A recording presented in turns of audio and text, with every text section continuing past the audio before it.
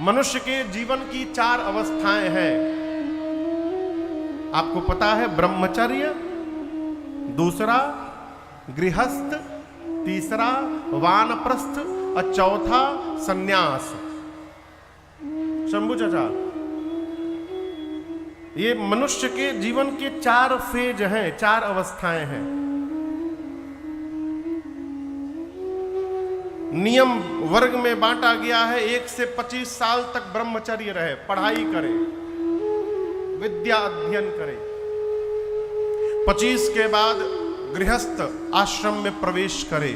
25 से 50 तक जगत का व्यवहार करते हुए, परिवार का पोषण करते हुए परमार्थ पथ पर अग्रसर होता रहे, धर्म पूर्वक। ये गृहस्थ आश्रम का धर्म है। 50 साल पूरा हुआ, क्या वैज्ञानिक दृष्टिकोण रहा पूर्वजों का। 25 में विवाह हुआ, संतति हुई। 50 तक जब पहुंचेंगे तब तक आपकी संतान गृहस्थ आश्रम में प्रवेश करेगी और वो परिवार का भार अपने कंधे पर ले लेगी। तब तक आपकी अवस्था 50 साल की हो गई। अब 50 से 75 वर्ष तक वानप्रस्थ होइए। पहले के लोग वन में चले जाते थे, अब वन बचा ही नहीं, कहां जाइएगा। वन तो काट काट के लोग टिश्यू पेपर बना दिए।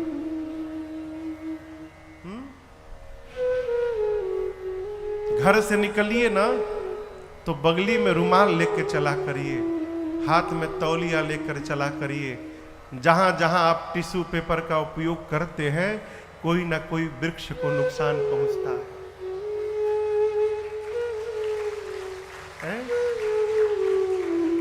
वृक्ष बचाइए,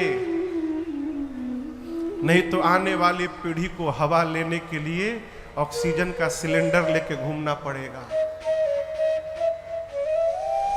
घर में कोई भी उत्सव हो, विवाह का वर्षगांठ हो, बच्चों का जन्म दिवस हो, प्रयास करिए कि उस मंगल अवसर पर आपके द्वारा उस बच्चे के नाम, उस जीव के नाम एक वृक्ष का रोपण हो जाए जगत में। इसका ध्यान रखिए।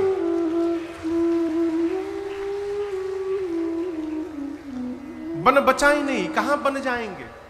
50 के बाद वन में जाना है तो महापुरुष कहते हैं घर में ही वन की तरह रहा जाए। ये वानप्रस्थ आश्रम है।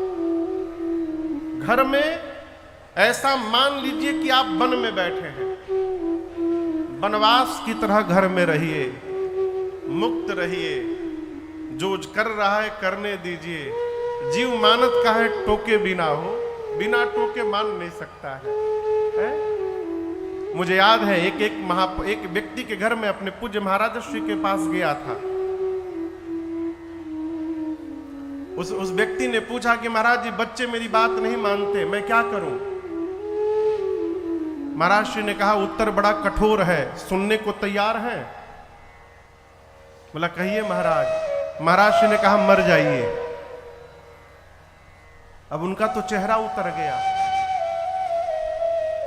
महाराज श्री बोले, मरने के लिए नहीं बोल रहा हूं, घर में रहिए लेकिन मरे की तरह रहिए, आनंद बना रहेगा।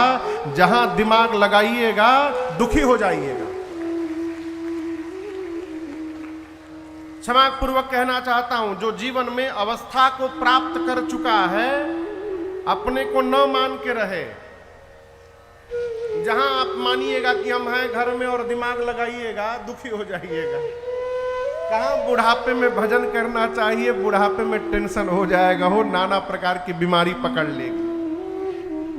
आप अपना कर्तव्य करके चले आए हैं, आगे वाले को सौंपिए। अच्छा करेंगे तो परिणाम सामने आएगा, बुरा करेंगे तो परिणाम उनके सामने आएगा। दूसरे को बनाने के चक्कर में अपना बर्बाद न किया जाए, अपने को संभाला जाए। ये वानप्रस्थ है। 75 के बाद सन्यास की अवस्था है। सन्यास का अर्थ है ऐक्य हो जाना परमात्मा,